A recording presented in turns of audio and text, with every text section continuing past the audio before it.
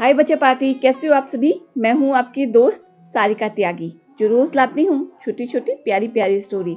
वो स्टोरी जो मुझे मेरी दादी नानी सुनाती थी और मैं आप सभी को सुनाती हूँ।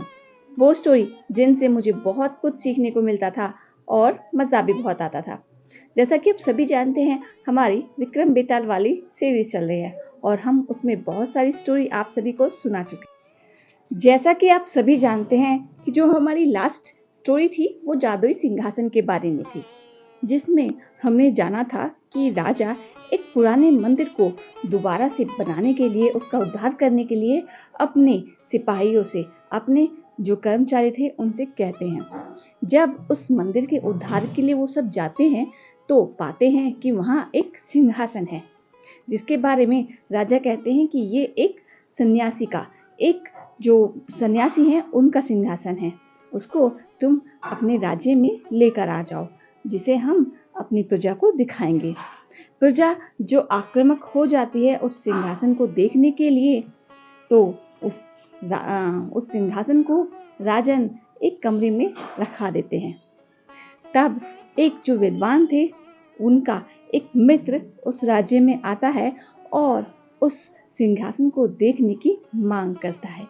आइए जानते हैं हम आगे का एपिसोड, आगे की कहानी। ब्राह्मण का यह उत्तर सुनकर पुनित निराश हो गया और वह वापस अतिथिशाला में चला गया, जहां वह ठहरा हुआ था।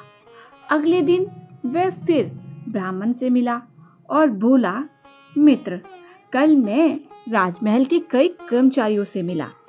उन सबको मैंने अपना परिचय तुम्हारे मित्र के रूप में दिया।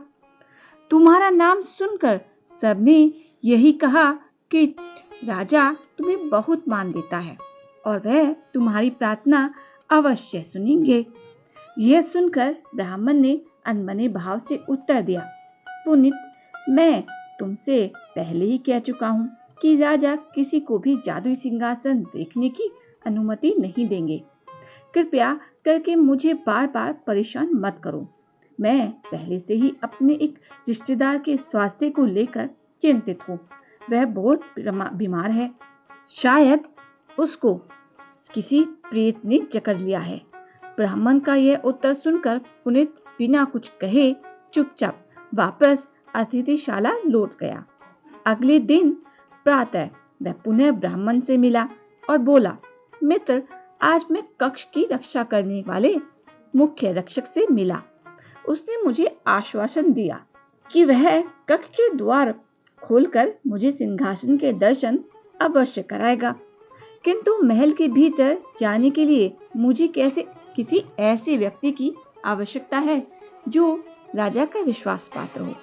मेरी निगाह में तुमसे अच्छा व्यक्ति कोई नहीं हो सकता जो मुझे महल के अंदर प्रवेश करवा सके। क्या तुम मेरी सहायता करोगे? पुनित का यह कथन सुनकर ब्राह्मण चिंतित हो उठा। वह बोला, मित्र, मैं समझ नहीं पा रहा हूँ कि एक सिंहासन को देखने के लिए तुम इतना कष्ट क्यों उठा रहे हो। यह पहले से ही मेरे जिम्मे बहुत आवश्यक कार्य करने के लिए पड़े हैं।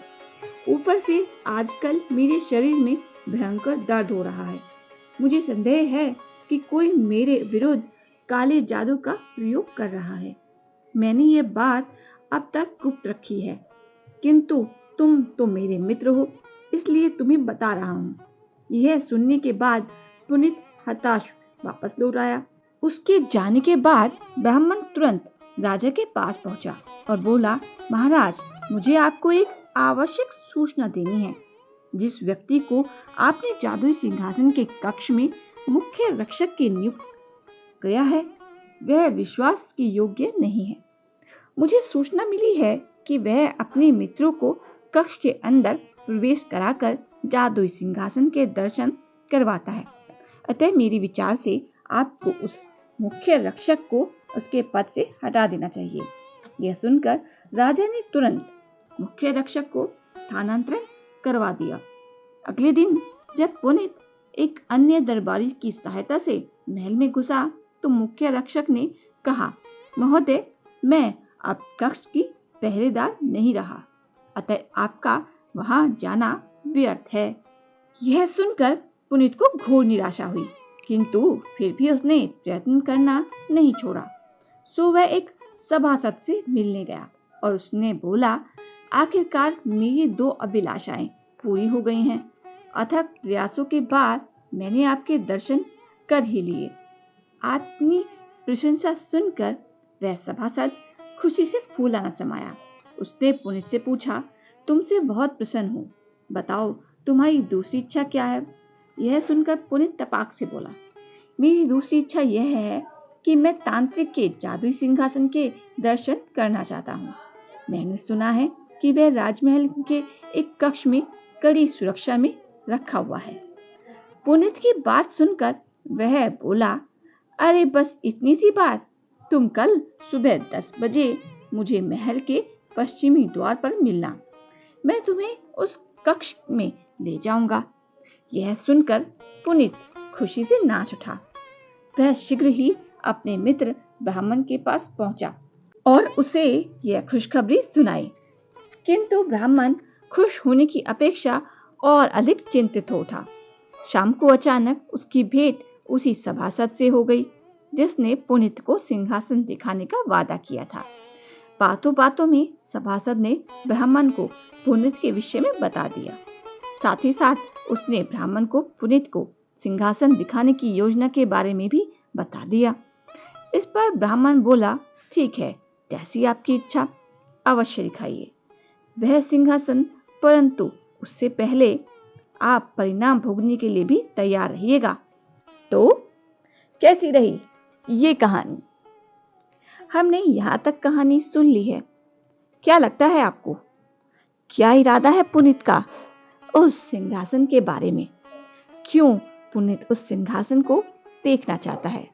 और क्या कारण है ब्राह्मण का जो वो बार बार पुनीत को, अपनी प्रिय मित्र को सिंहासन नहीं दिखाना चाहते? क्या कारण हो सकता है, जानेंगे हम आगे अगले एपिसोड में। इसके लिए आपको इंतजार करने की जरूरत नहीं है।